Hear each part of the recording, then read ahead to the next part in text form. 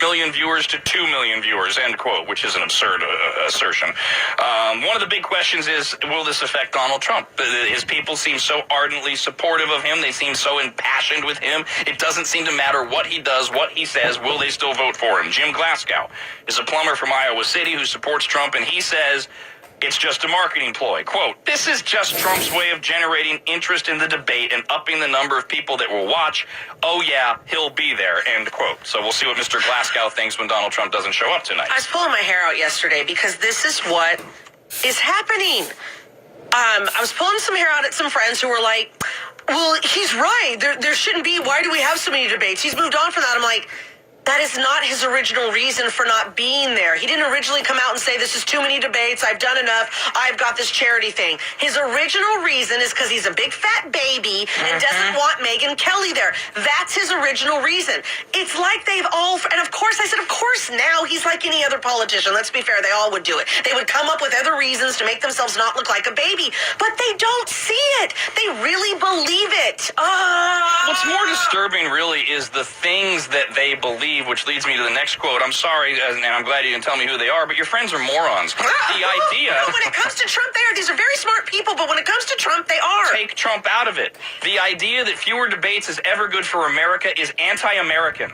If you are voting for a leader, you should have as many opportunities to hear what they say, question them, and challenge them. Similar to Sika Kalparevich, who is a small business owner from Chicago, who says she is going to vote for Trump and says that Trump has every right to boycott, and that Fox News should appease Trump by replacing Megyn Kelly as the moderator. Quote, why can't they give him someone else? Are you telling me that Fox only has Megyn, end quote? That is staggeringly un-American as well. The minute you allow politicians to control the free press, you are no longer America. You have literally violated the First Amendment, and it's staggering that anyone would believe that except a Trump supporter, because that's where we've gotten in this process. Listen, you know what? It is so scary what yesterday, it was more clear to me than ever before. Not that it wasn't, but it really, really, really, truly sank in for me.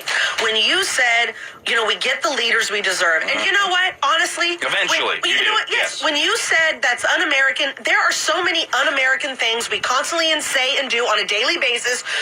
Even when we're saying we're American and we believe in America, we then say things that are not America and not how America was built. And so, you know what? We deserve Trump or Bernie Sanders. Honestly, both of them will change this country completely. We already are changed. None of us even know what it friggin' stands for. So, you know what? We're all going to get what we gosh damn deserve. Now, and we're going to get into some more of this as we go on. I'm going to give a disclaimer that I know will mean absolutely nothing to all of you. However, I think it has to be said, no matter what you think of any person who's running for president of the United States, because when you hear this story, you're going to laugh. This is not acceptable, and this should never be done. Yesterday, as presidential candidate Donald Trump was well into a raucous stump speech, 2 red projectiles came flying towards him as somebody in the crowd threw tomatoes at him. Oh, Jesus.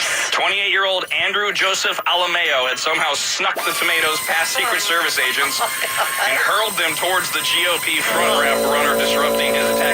By the way, I've seen the video.